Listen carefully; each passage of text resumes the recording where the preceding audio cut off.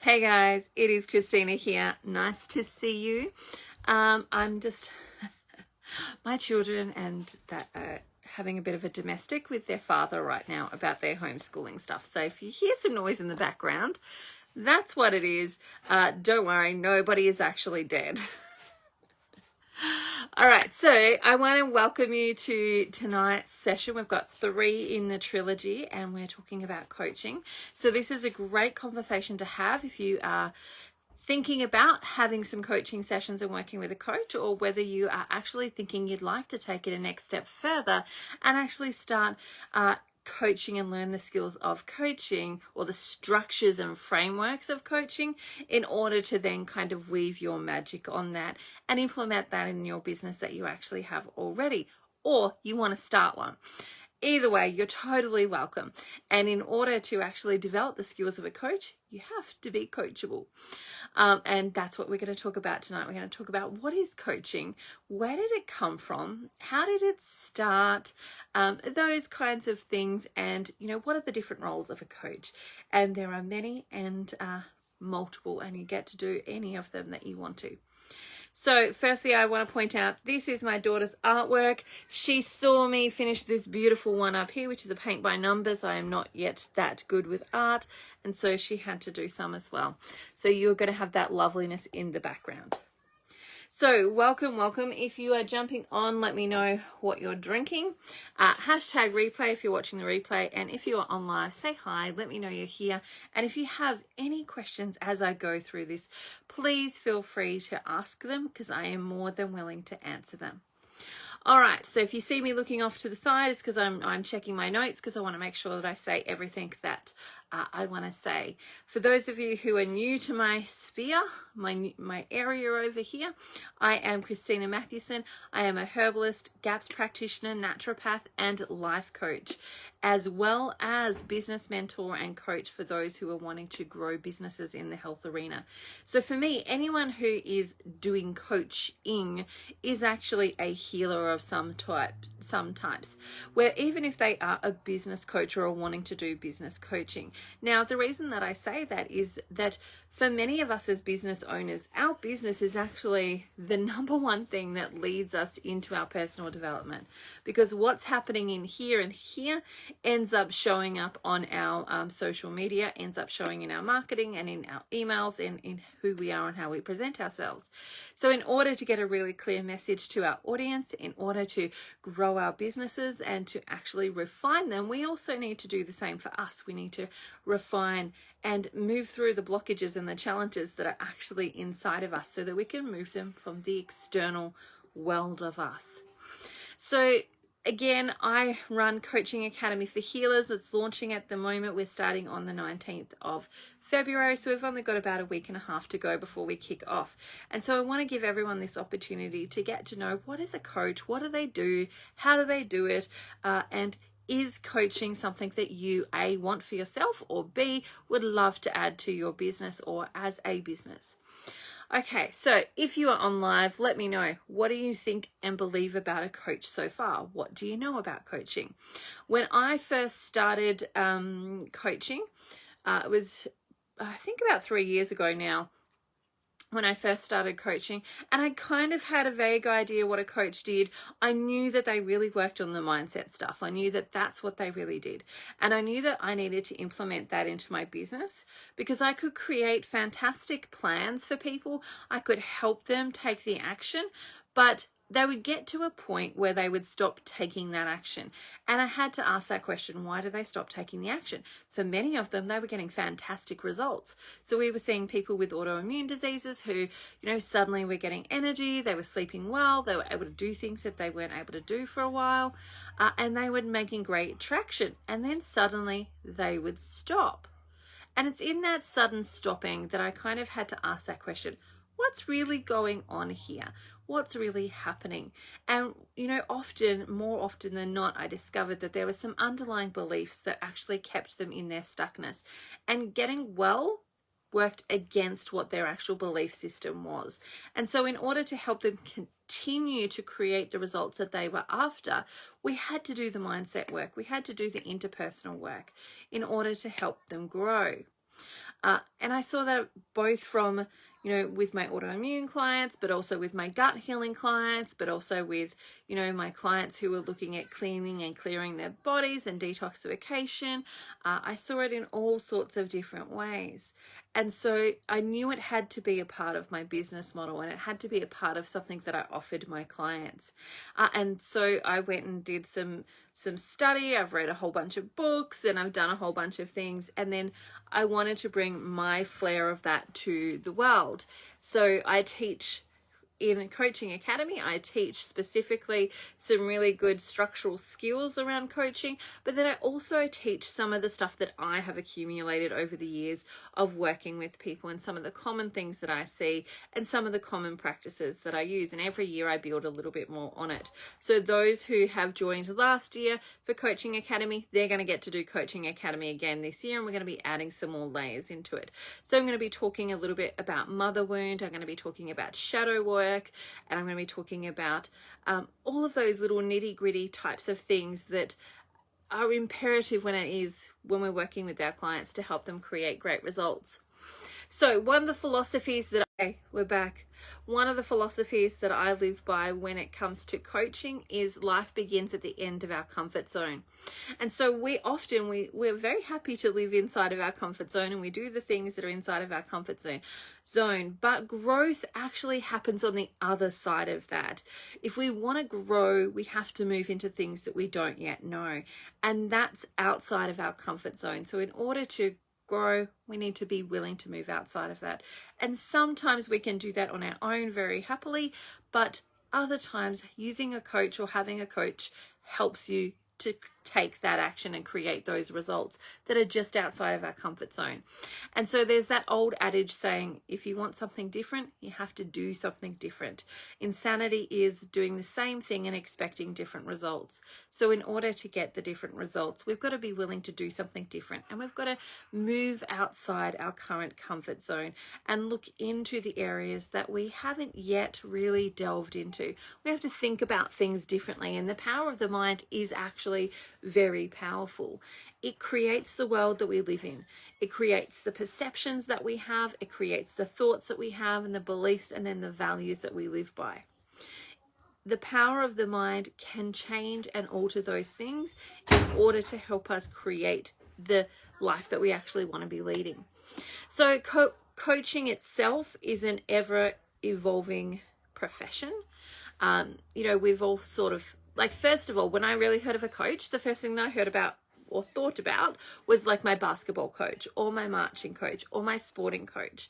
And that's kind of what you get when you get a life coach as well, but you get it for life or business as opposed to just the sport that you're playing. Because now as grown-ups, we kind of play different sports. We're still in the game. We're just in a different type of game. And then we're in the game of life, and we're in the game of, business and growing and all of that type of beautiful stuff.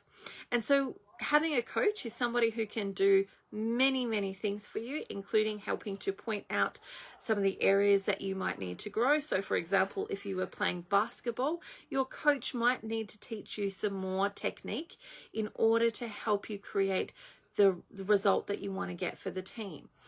They might teach you some strategy in order to be able to pass the ball around and actually be able to create, some of the plays that you want to play. They might be correcting you, and they might be challenging you, and they might be pushing you a little bit to do a little bit more than what you think you can do, and take you a little bit further than what you think you could have done. And so a coach plays many of those roles in your life, and not just on that sporting field. But in your life, instead of it being, the technique of doing the layup, it is the technique of, how do I talk with somebody? How do I listen to them and actually hear what they've got to say? How do I communicate my message so that they can hear me?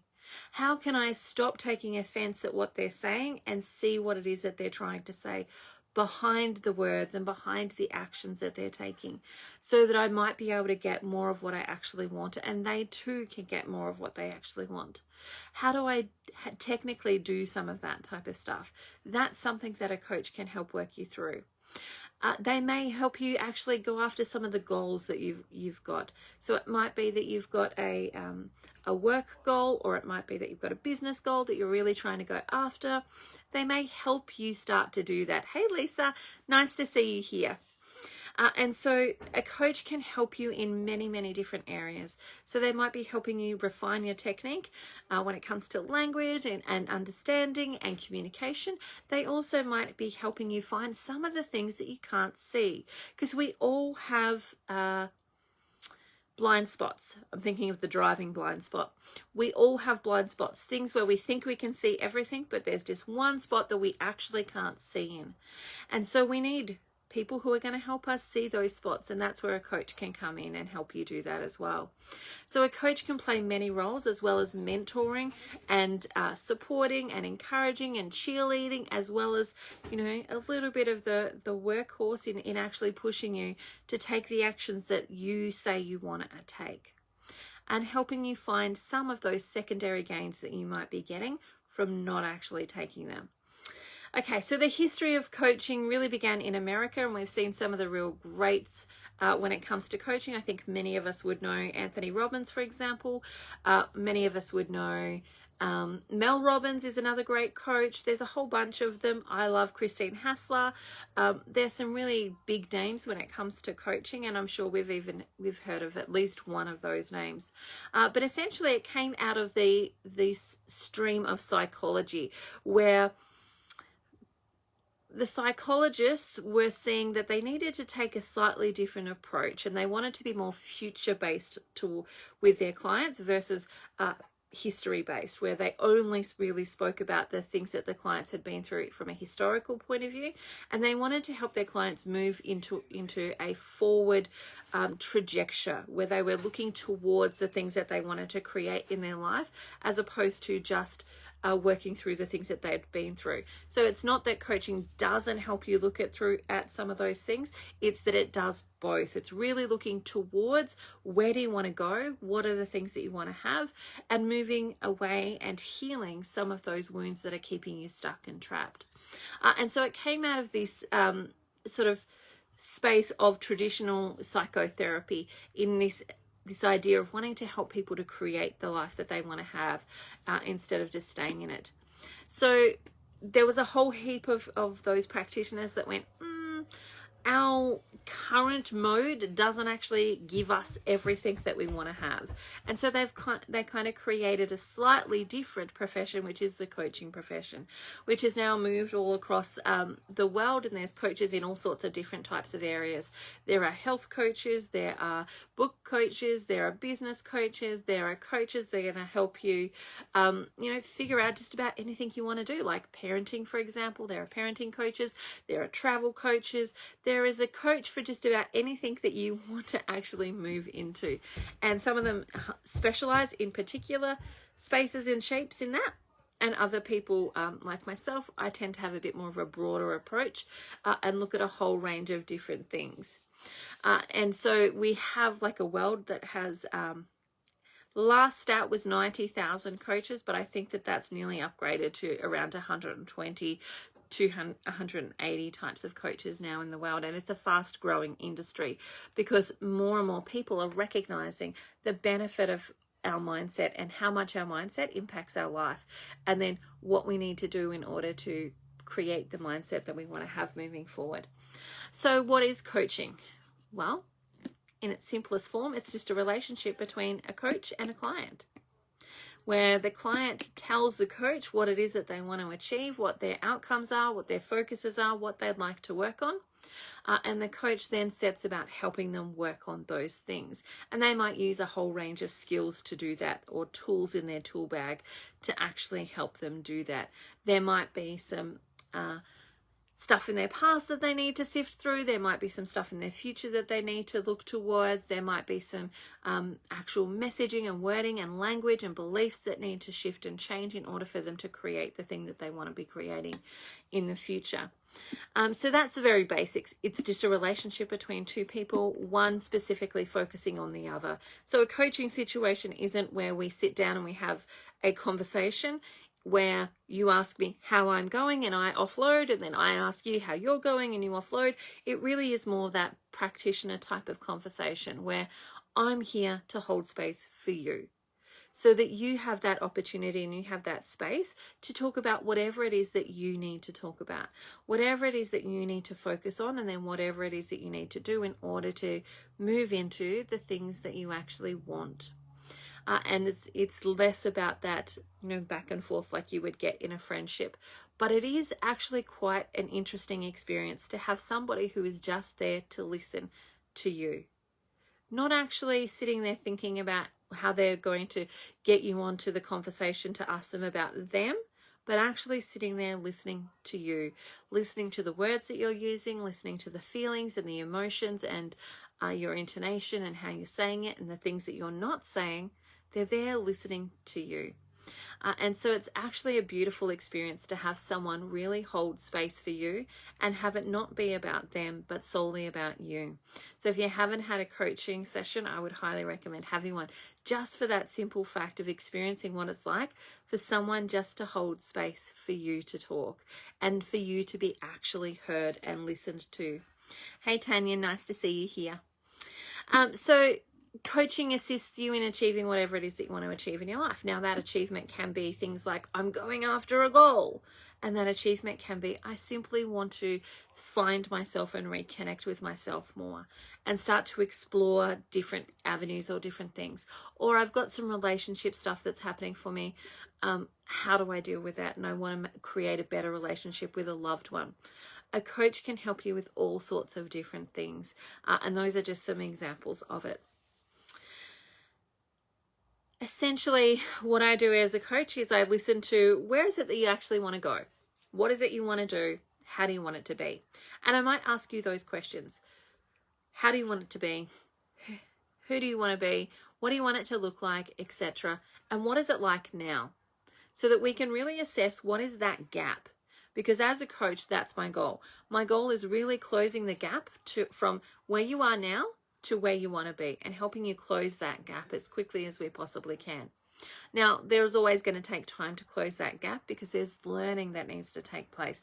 There's releasing of emotions that need to take place. There is some shifting and recalibration that needs to take place. But we can close that gap more quickly when we're consistently working on that gap and looking at it and asking the question, what do I need to do? Who do I need to be to get what I need to have? And that's just one of the things that we talk about. Coaching essentially is asking really great questions. Like a really great coach is not necessarily there to tell you all the answers. A really great coach is there to ask you amazing questions. Because if we can't language what we want, we can't have it. And so if somebody's telling you the answers of the things that you want, then you're not languaging it and you're not able to have it. And so as a coach, one of the challenges that I have, but also one of the fun jobs that I get to have is to be able to ask questions that lead you along the journey, that help you ask and identify and language the things that you want so that you can have them. Because I don't want to tell you the answers to that. I want you to be able to find the answers within yourself because you have inside of you the knowledge of all the things that you actually need. Everything that you need to know is already inside of you. I'm just merely facilitating that information coming to the forefront so that you can do something about it. You can action it, you can transform, you can do whatever it is that you need in order to bring that into life and into being. And so one of the roles of a coach is to ask really amazing questions and to look at, it's kind of like a detective. That's kind of how I think about it, in the sense of like, I do this with my clinic as well when I'm looking at health problems, is that I'm looking at the spaces where you're saying stuff. I'm looking at the spaces where I can hear that you're not saying things with conviction or you're holding back. And I'm looking for the spaces where you maybe aren't saying anything at all. Because we as humans naturally do this thing, and we know, I would say political parties do this particularly well, where they go, look over here, but actually it's the stuff over here that's the problem. And so we just keep talking about this over here, but it's the stuff over here that's the stuff that needs to be dealt with. And so Sometimes it's not the stuff that's right up the front, it's the stuff that's hiding in the background that maybe we're not talking about, maybe we're not saying, and maybe we're not seeing because it's in our blind spot. And as a coach, I get the fun job of actually being able to see that for you and being able to ask you questions that allow you to start seeing that for yourself as well, and draw the conclusions that you need to draw that help you see why you created the patterns that you're living out right now. And that's one of the fun things that I get to do as a coach. And that, of course, is one of the fun things that I get to teach you when I teach Coaching Academy. So coaches ask thought-provoking questions that assist the client in actually being able to understand themselves more, language the things that they want, and discover parts of themselves that maybe they've been hiding. A coach isn't a therapist, so they're not essentially a counselor, they're not essentially a therapist like a psychotherapist, they're not those things. Hey, Tanya. And so knowing that they're not those things means that we can talk about things in a slightly different way. We don't have to talk about them in the way that maybe a counselor might or a therapist might.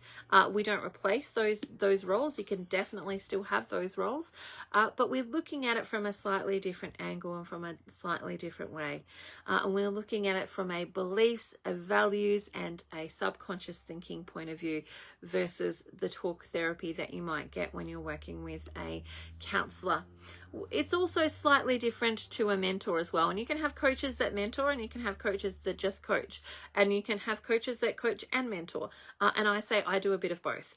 I do a bit of mentoring and I do a bit of coaching, and it just depends on the scenario and the coaching situation as to which way I go.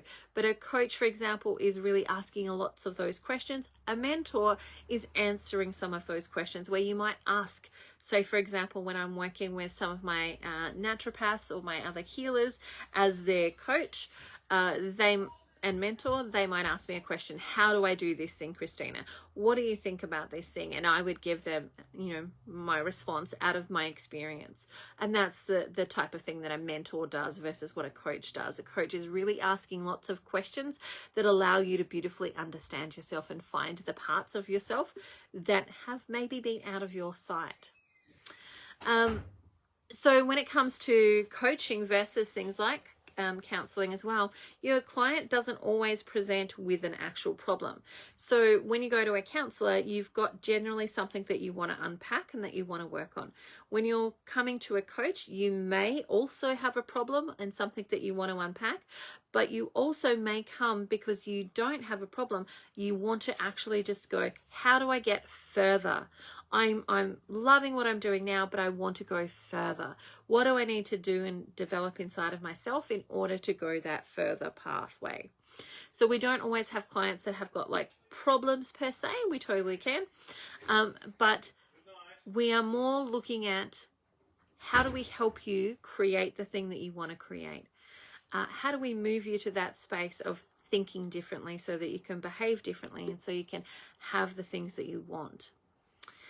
We're really focusing on present and future. We definitely have to look at our past, but we really are also we're looking at the past solely to be able to deal with the present, to be able to move into the future, versus we're just looking at the past.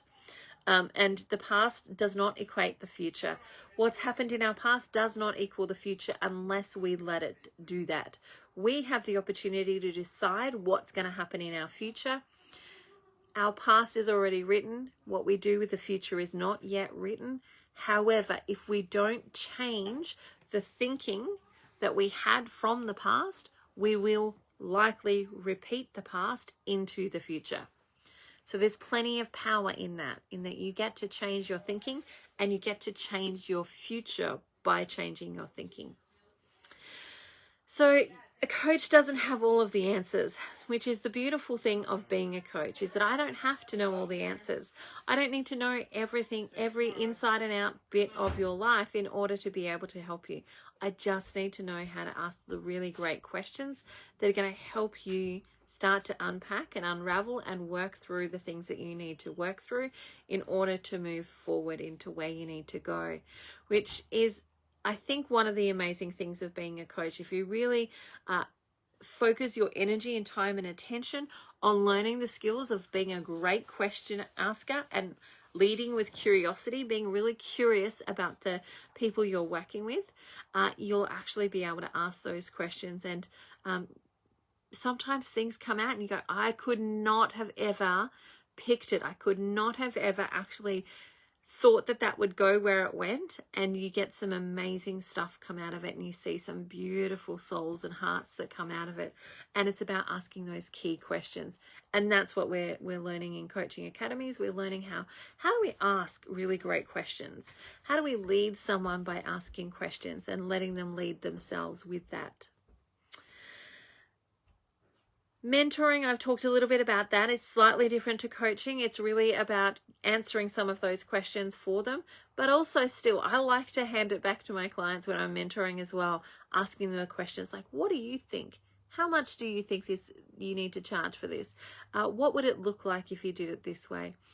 So asking some of those questions as mentoring works as well, but I'm really also there to help give advice from my expertise as a mentor. And both are really healthy, and I definitely do both in my sessions. It just depends on the type of session and what we're working through. Like I said, coaches don't have all the answers.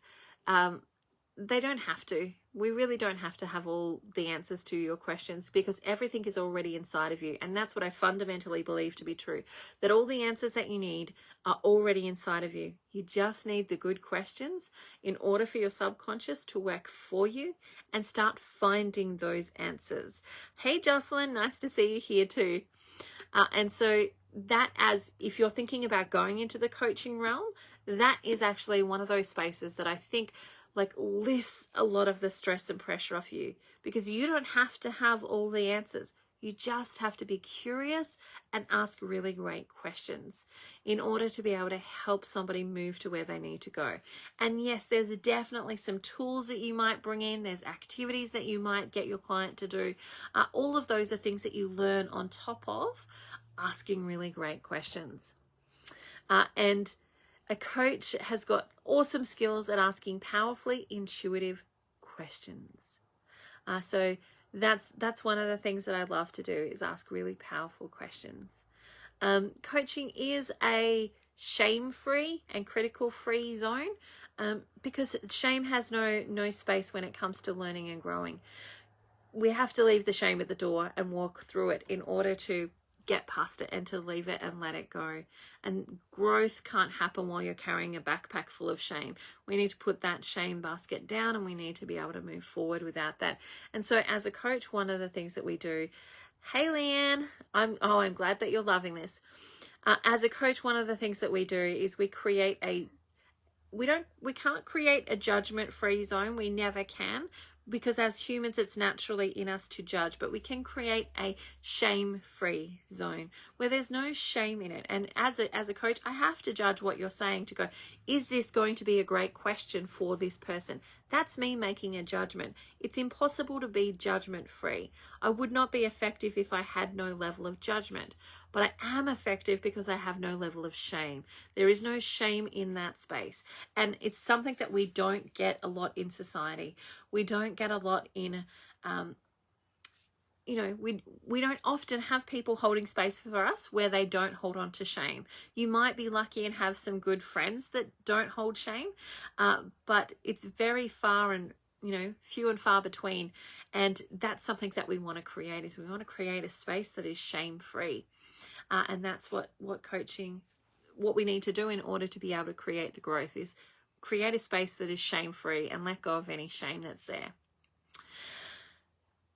So an amazing coach empowers the client to take control of their own lives. That's ultimately what we're really trying to do as a coach. So we're really trying to equip our clients with the skills to be able to recognize how powerful they actually are in their life, how amazing they actually are in their own lives. That's part of the big things that I do. So really focus in on who actually are you, and letting you know how powerful you are, how magnificent you are, how wonderful you actually are made. And out of that, you get to create the life that you want to lead. You get to choose how you want to play that out, who you want to be, and how you want to show up in your life. And that's a magnificently powerful place to be.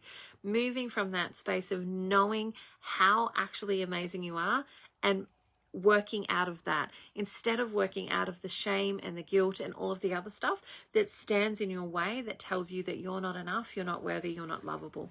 My goal as a coach is to help you see, actually, I am worthy, I am lovable, I am enough.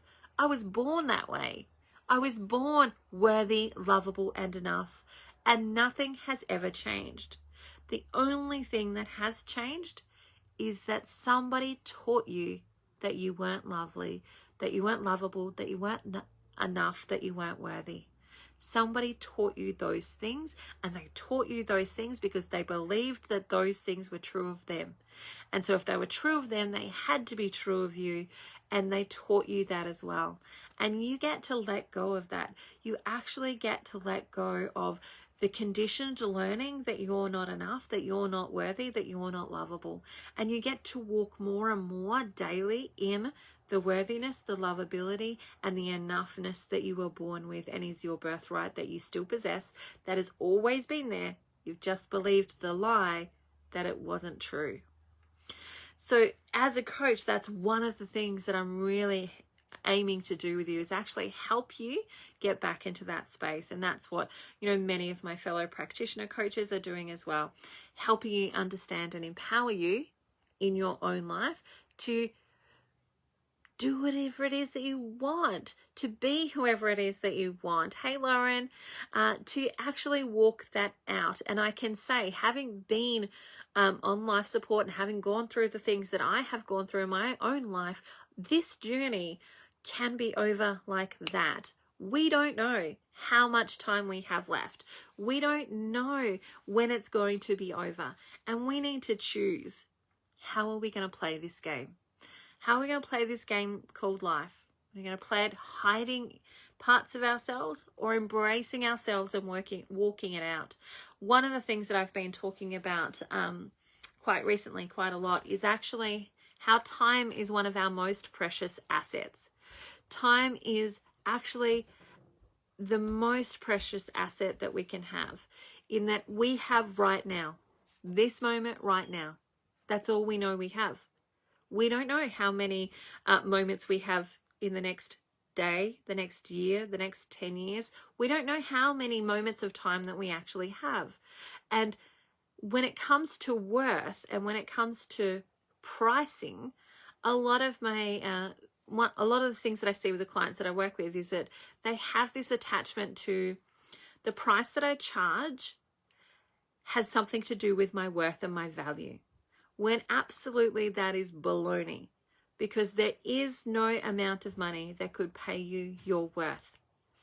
And if you want to think about it in these terms, how much would it cost for me to purchase from you an hour of your time with your loved one before they died? If you were holding their hand and you knew that this was their last hour on earth, how much would it cost me to buy that hour from you? How much would it cost me to buy your last hour on earth? What would be the price tag on that?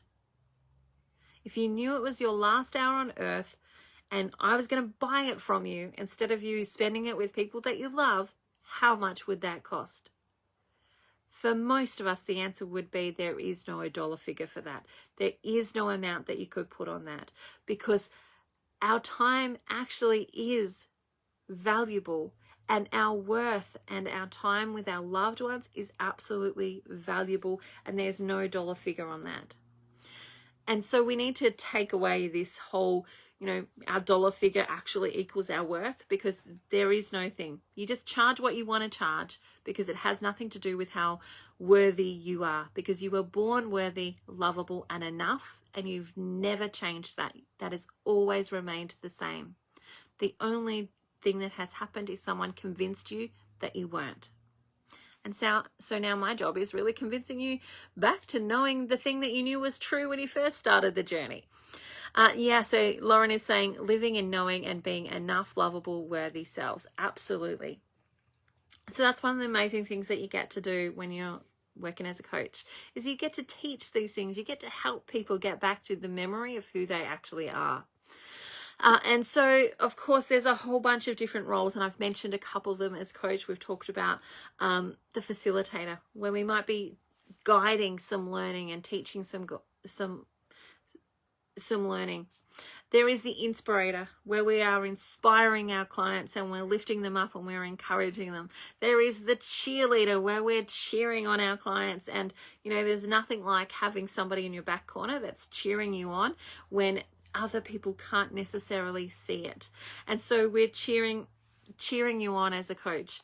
We're also challenging you sometimes, because sometimes we need to be challenged in order for us to see that maybe there's a blind spot there. Maybe there's some stuff. Maybe there is some thinking that maybe needs to change. Maybe there's some beliefs that aren't serving us. Sometimes we need a challenger to actually come up and challenge those things. And so a coach is also a challenger as well as the cheerleader. They're cheering you on as you are moving through some of that more challenging stuff. And they're also challenging you when you need to be challenged. They also are a reflector. So they help you go back and reflect on, how is this working for you? Reflecting on, is it exactly how you want it to be? And if it was, how would it look? What would it look like if it was exactly what you wanted it to be? And how has the past affected this? Can you see how this has played out in your past? So we also are the reflectors.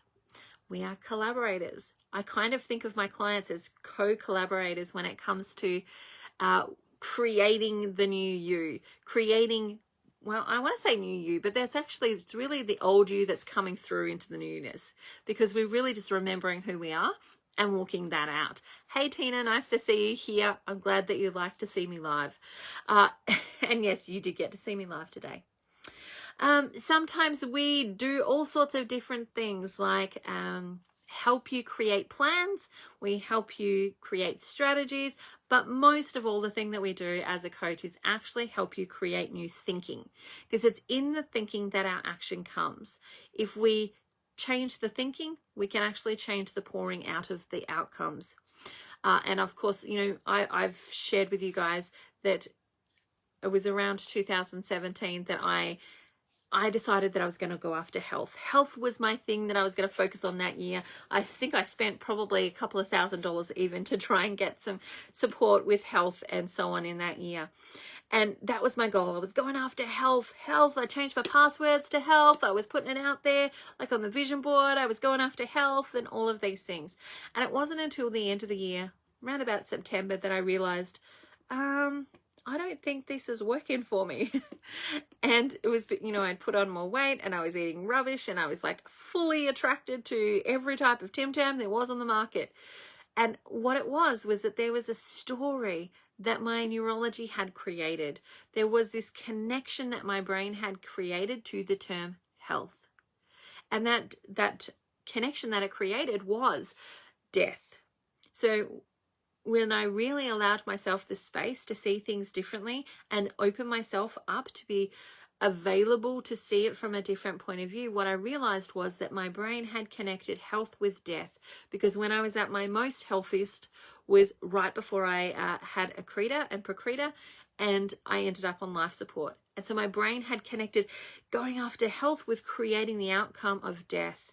And while logically those two things weren't connected, subconsciously my brain had connected them. And so while I was going after health, my body was going, no, don't go after health. That means we're going to die. We don't want to die. And so it would fight me, and it would make me attracted to, like, I would see that there are like 10 new brands of Tim Tams on the market, and there's like definitely a chocolate cake somewhere. And I would see all of those different things because I had subconsciously connected health with death, and my body didn't want to die. So it was going in the opposite direction of going after essentially creating the same result of death. But I didn't see that from that logical point of view.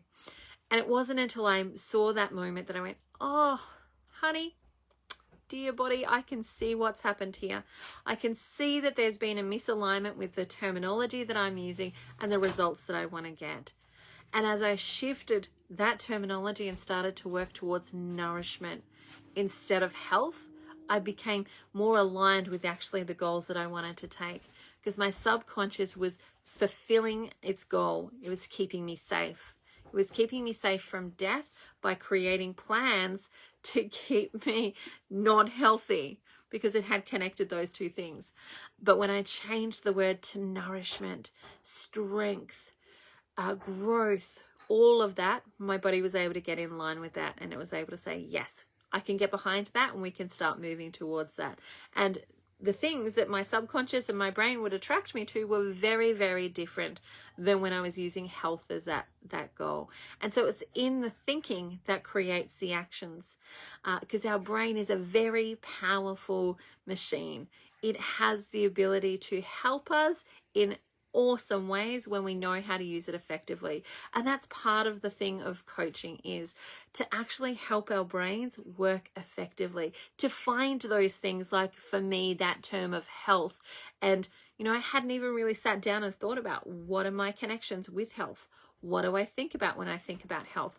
I had not done any of that work. And maybe if I'd had a coach at that point in time, they maybe would have asked me those questions, and I would have been able to get to that a little bit quicker, and not necessarily had to go through the 8 months of, let's say, tasty Tim Tams, but not creating the goal that I wanted to create. So I hope that you're starting to see that what coaching is really about helping you reset the mindset, helping you to think in a way that's actually going to support the outcomes that you want to have. Tina is saying, for me, it became about rebelling against myself. I want to get rid of refined sugar, etc. So of course my brain goes into panic mode and wants sugar more than ever, especially ice cream and Tim Tams. Yep. And I totally get that as well. You know, one of my many things that I have is a rebellious spirit. I can use that rebellion for goodness though, or for not so good stuff.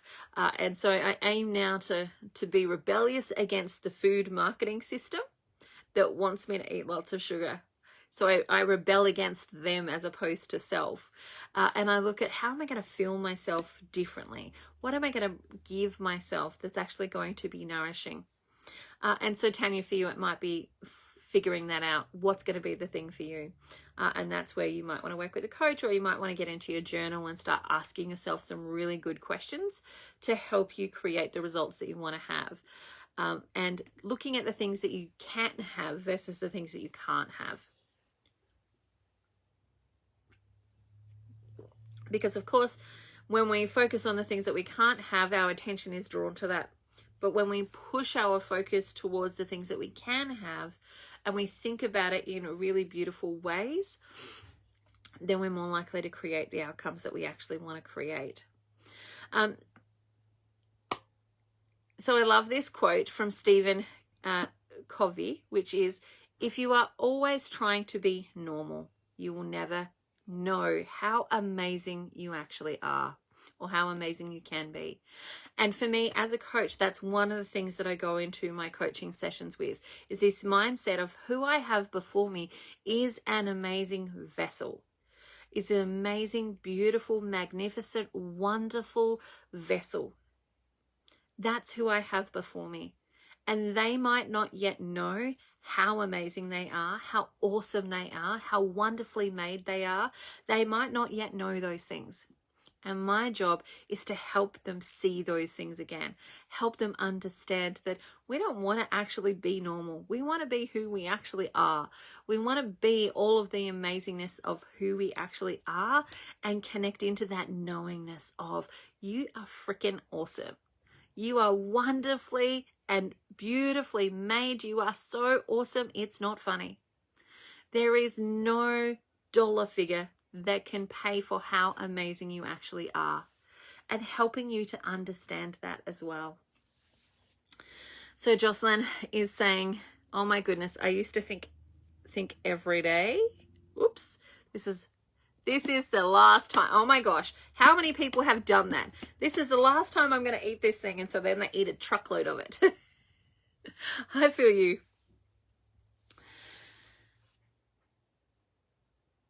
So I want to remind you of this. Who we are and how we see the world, along with how we think the world sees us, is significant in terms of the results that we get. Who we are and how the world, or how we think the world sees us, because actually it's often an illusion. The way that we think the world sees us is often an illusion. Like, how many times have people, here's the perfect example that's coming to me.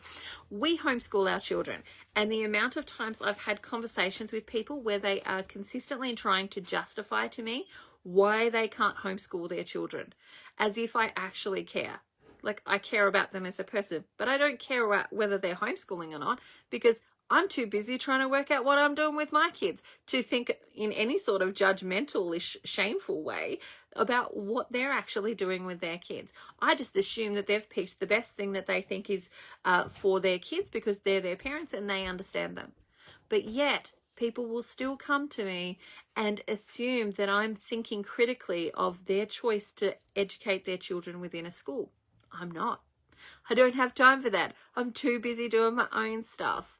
And so that scenario plays out in so many different spaces and shapes in our world, where we're thinking that, Sally down the road is thinking this, that about us, but probably Sally down the road has got a whole bunch of other things on her plate and hasn't even thought about what you think she might think about you.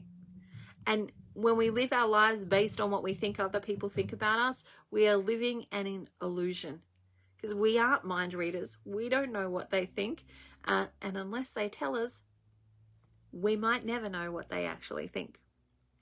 So now you know that you don't need to justify whether you homeschool or not to me, because I'm too busy homeschooling my own kids to worry about what you're doing with your kids. Yes, Jocelyn's agreeing. Better make the most of it, because this is the last time. So I've talked about this story a little bit before, and I'm going to say it again here. And that is, the truth is an illusion. There is this story that goes around that there are two versions. There's one version, and then there's another version, and the truth lies somewhere in between. And I want to say, sometimes the truth doesn't even lie in between at all. Sometimes the truth is somewhere completely different. But it's all about the perception.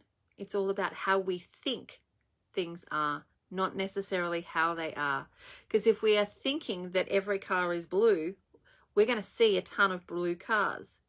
If we think most cars are white, we're going to see all white cars. But suddenly, if we go to buy a red car, we're going to see more red cars than we've ever seen before, because it's in the perception and where we focus our attention that we actually see the world and how we see the world. And so one of the examples I have of this is walking down the street. And if you're walking down the street and then suddenly you see what you think is a big dog.